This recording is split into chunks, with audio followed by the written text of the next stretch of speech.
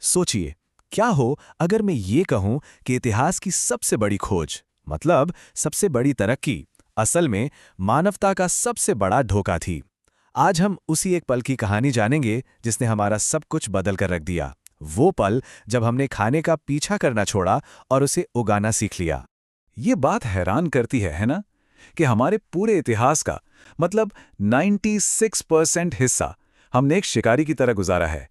लाखों साल हमारी दुनिया ना हमेशा चलती रहती थी।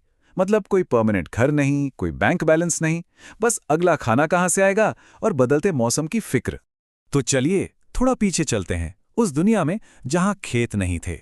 एक ऐसी दुनिया जो हमसे भाई बिल्कुल ही अलग थी। एक ऐसी दुनिया जो पूरी तरह से कुदरत की धुन पर नाचती थी।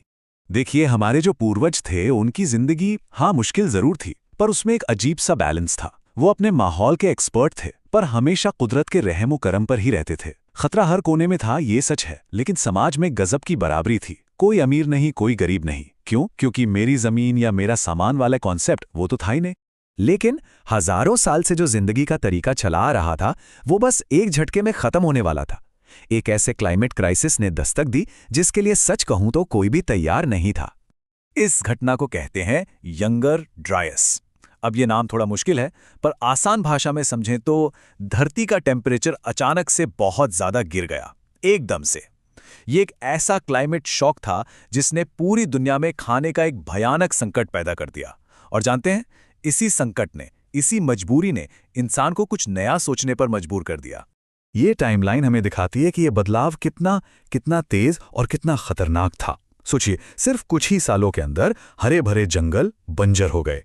जिन बड़े बड़े जानवरों का शिकार करके गुजारा होता था, वो या तो मर गए या कहीं और चले गए। इंसान पहली बार भुखमरी के इतने बड़े, इतने भयानक संकट का सामना कर रहा था।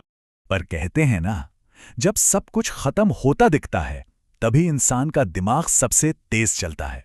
और हुआ भी यहीं। इसी तबाही की राख से एक रेवोल्यूशनरी आइडिया का जन्म हुआ। जरा कल्पना कीजिए, शायद कोई महिला रही होगी जिसने देखा कि अरे, जहां कुछ दाने गलती से गिर गए थे, वहीं कुछ हफ्तों बाद नए पौधे उगाए हैं। ये सिर्फ एक ऑब्जर्वेशन नहीं था, ये तो प्रकृति के सबसे बड़े कोड को क्रैक करने जैसा था। ये वो यूरेका मोमेंट था जब इंसान ने किस्मत को अपने हाथ में लेने की ठानी। हाँ, ये सब एक दिन में नहीं हुआ, बिल्कुल नहीं। ये एक बहुत धीमी प्रक्रिया थी जो कई पीढ़ियों, कई जनरेशन्स तक चली।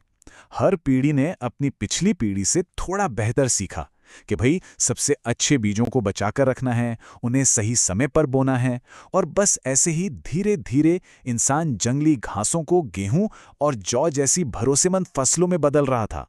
तो चलिए अब देखते हैं कि कैसे इस एक छोटे से आइडिया ने सिर्फ हमारी खाने की थाली ही नहीं बदली, बल्कि हमारी पूरी की पूरी सिविलाइजेशन की नींव रख दी। और कमाल की बात यह है कि ऐसा सिर्फ एक जगह नहीं हुआ। नहीं, दुनिया भर में अलग अलग जगहों पर इंसानों ने लगभग एक ही समय पर एक ही सॉल्यूशन खोज निकाला। चाहे वो मध्य पूर्व का फर्टाइल क्रिसेंट हो या फिर भारतीय उपमहाद्वीप में मेहरगढ़, जहां हमें कपास उगाने तक के शुरुआती सबूत मिलते हैं। मतलब हर जगह एक नई सुबह हो रही थी। तो हुआ ये कि पहली बार इंसानों ने एक जगह पर टिक कर रहना शुरू किया, गांव बसाए। और जब खाना जरूरत से ज्यादा मतलब सरप्लस में होने लगा, तो अब हर किसी को खेती करने की जरूरत नहीं थी। तो कुछ लोग कारीगर बन गए, कुछ सैनिक, और हाँ, कुछ शासक भी। और यहीं से मेरी जमीन मेरी फसल, यानी मेरा और तेरा की भावना पैदा हुई। इस एक चीज ने हमारे समाज को हमेशा हमेशा के लिए बदल दिया। यहां तक तो सब बहुत बढ़िया लग रहा है ना? एक जीत की कहानी, तरक्की की कहानी। लेकिन अब जरा सिक्के का दूसरा पहलू देखते हैं। क्या हो अगर ये सारी तरक्की एक कीमत पर आई हो, एक बहुत ही भारी कीमत पर। अभी जो सीधी सीधी तुलना है ना, ये सच में चौंकाने वाली है। जब हम पुराने कंकालों की स्टडी करते हैं तो पता चलता है कि शुरुआती किसानों का कद छोटा था, उनके दांत खराब थे और वो कुपोषण के शिकार थे।